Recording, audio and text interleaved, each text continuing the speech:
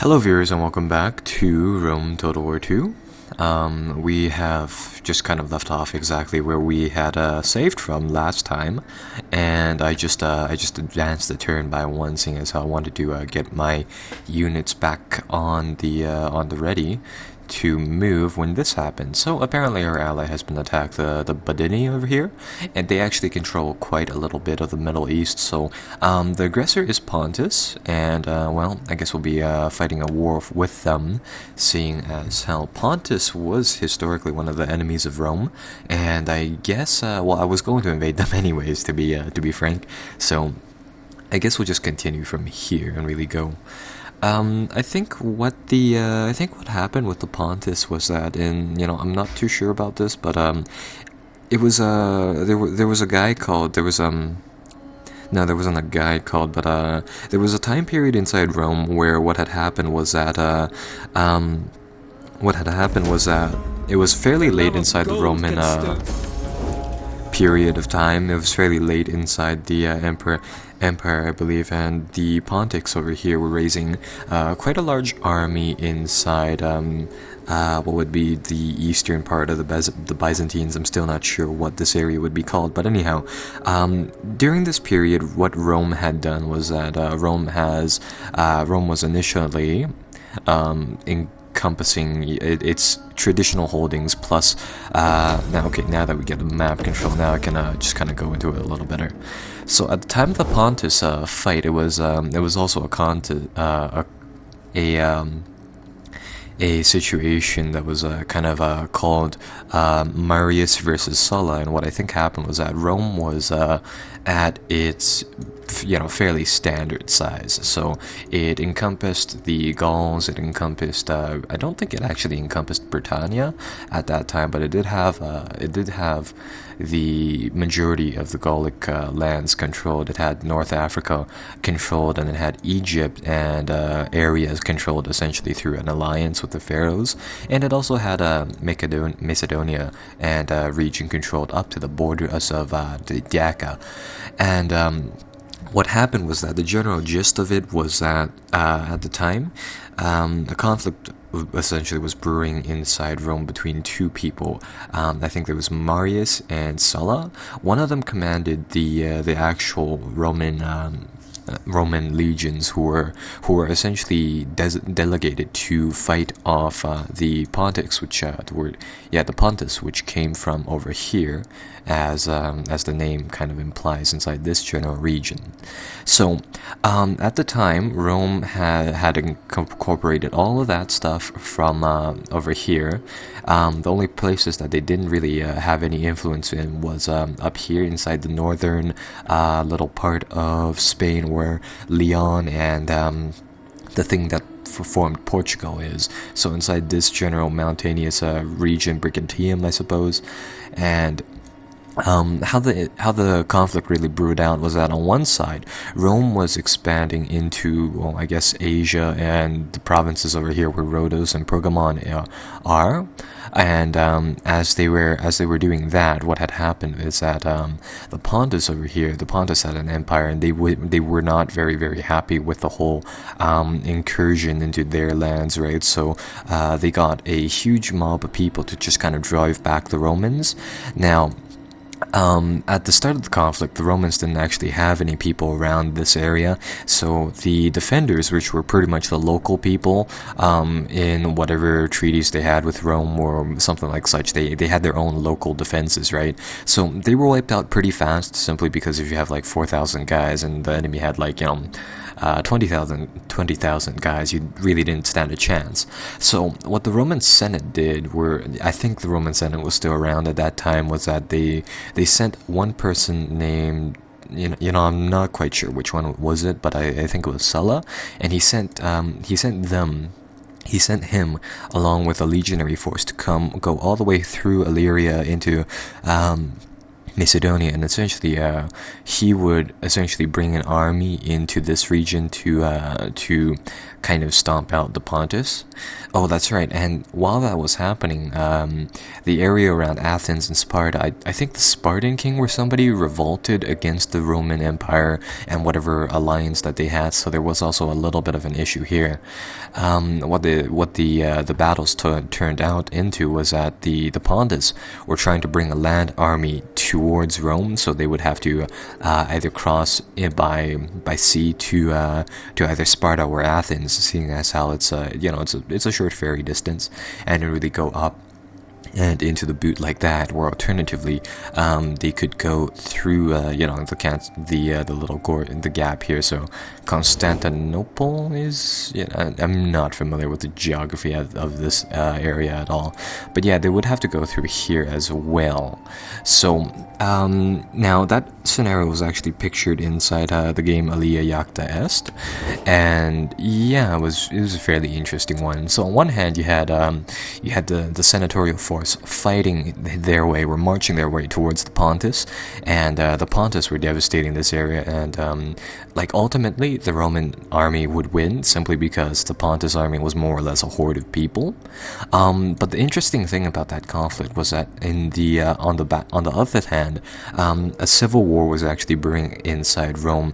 Again, it might have been Marius who led the I think what they were called were the Optimates, and then the other people, something else. And yeah, one group was essentially disgruntled lower classes. You had some slaves being freed and drafted into essentially ad hoc legions, and you had your legions loyal to the actual Senate, I suppose, and some of the other ones. So it was a red on blue conflict, and what happened was that the rebels essentially started off a little bit. They had some forces who were friendly to them inside Italia and Sicily, and their main base of power would essentially come from the coast of Hispania over here.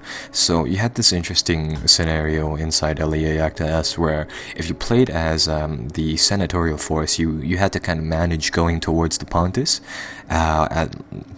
and managing the conflict back home, because what would happen is that if the conflict grew back at home too strong, well, then you're fighting legionnaires, which are definitely more tougher than what the Pontus can throw at you. But on the other hand, every advance by the Pontus, sure, you could take the land back, but it was just really, really time consuming to march all the way from one place to another, especially with the time needed to conduct sieges, right? So that's kind of that.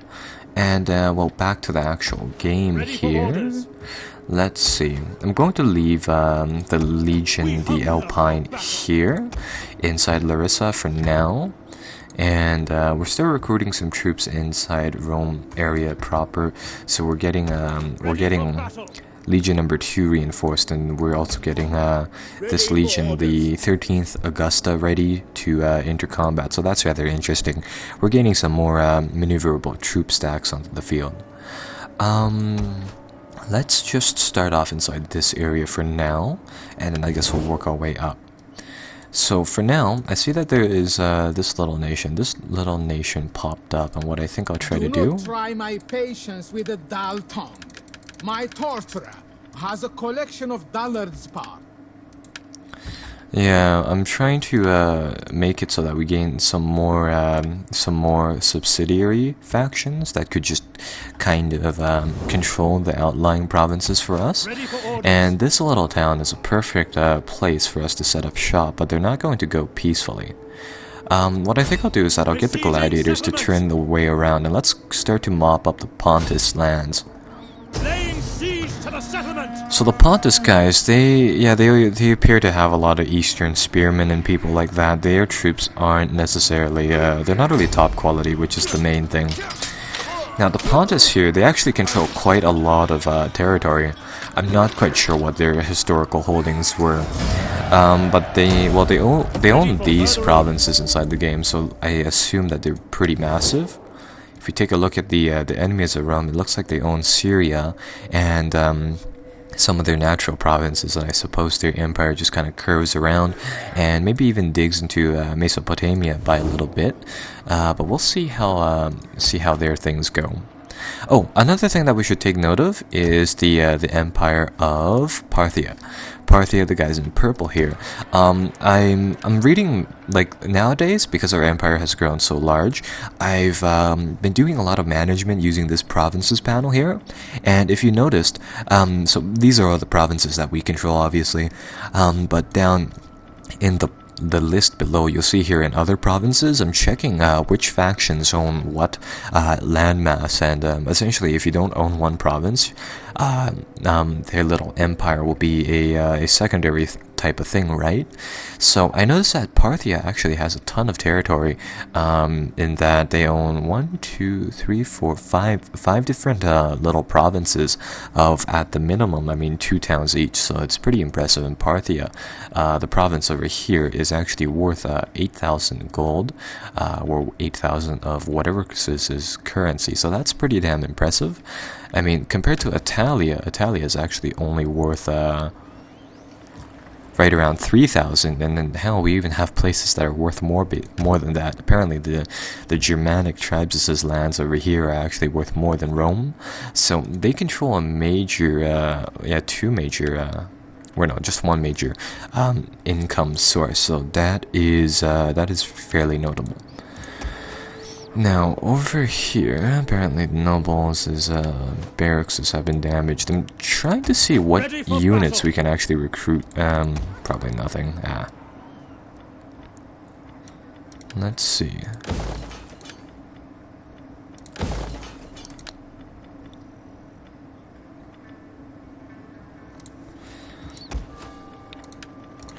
So I guess we'll start to fix things up as we go along here. In the meantime, we're essentially just going to march into Parthius' lands and take them by storm. So that's what we plan on doing.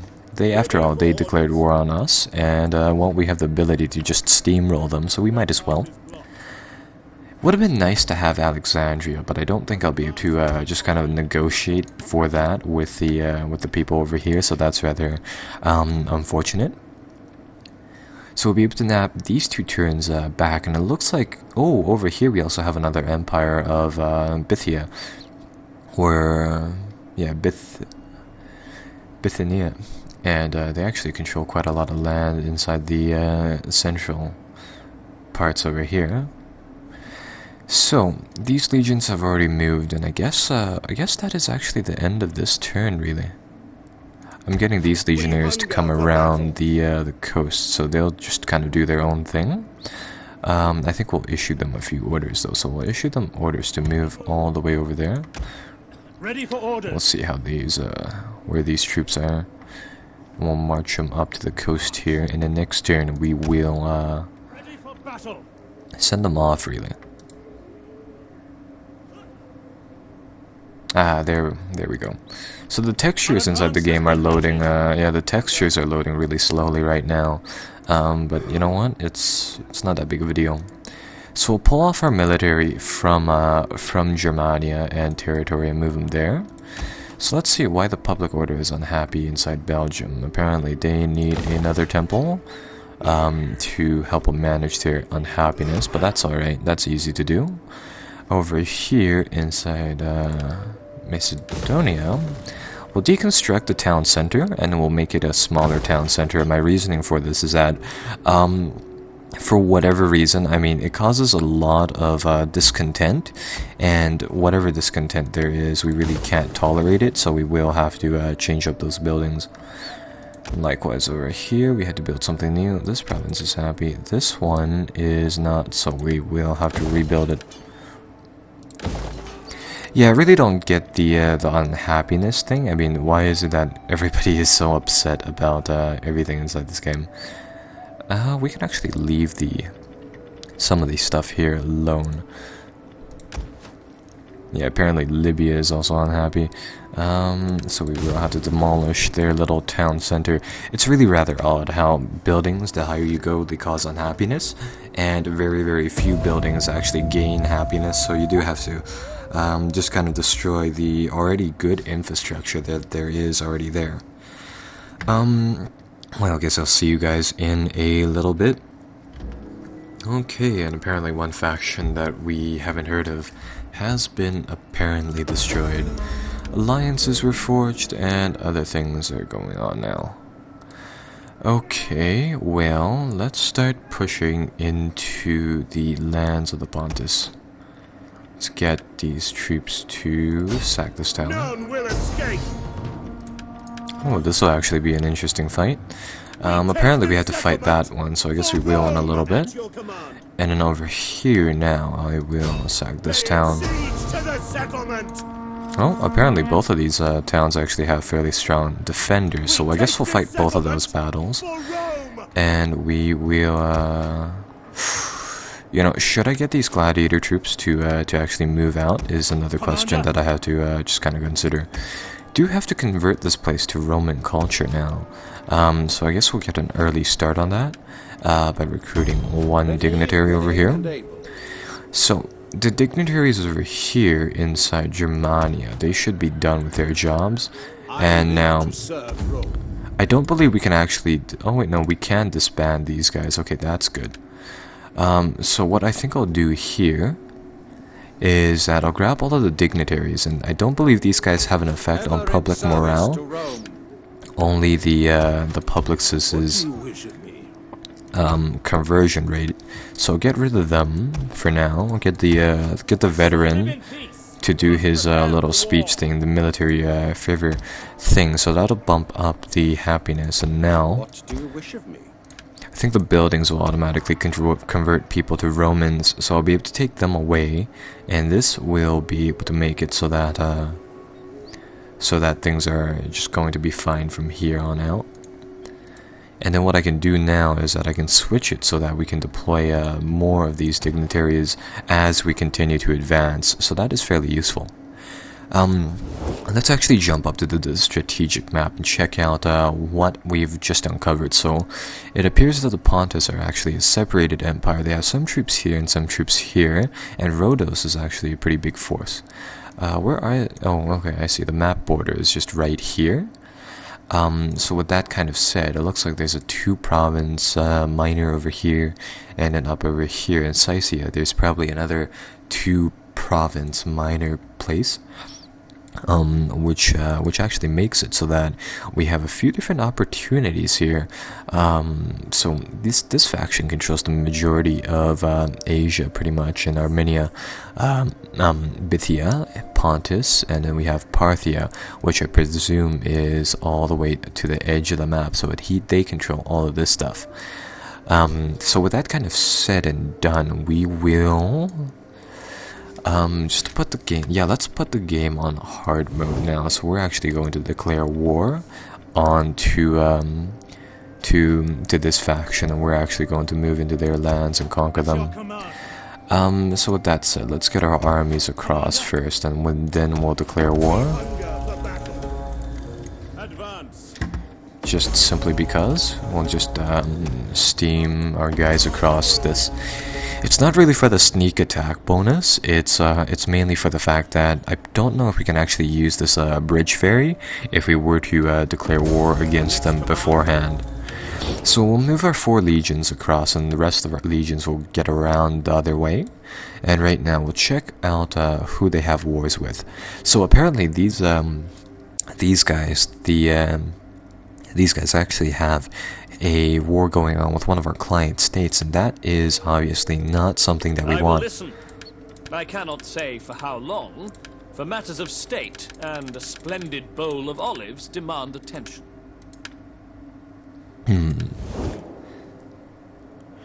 Alright, so we have troops moving. And things are going our way over there. So now, I feel like it's time to actually start off those battles. Waiting for more Going to do a orders. quick check here if whether or not we can actually manage this town so that there will be no discontent here. So let's see if I hire another one of those people, and then I hire a few of these legionary veterans. And because we can just really stack these, I'll put as many as we can, and next turn we should be able to Commander, keep that force going and keep that force moving along, converting provinces as they go, so that'll be good. So now I think it's time to actually fight the battles. So we'll fight the sea battle first, and we'll assault this place and fight their, how many men do they have? They have, I think, how much was the breakdown?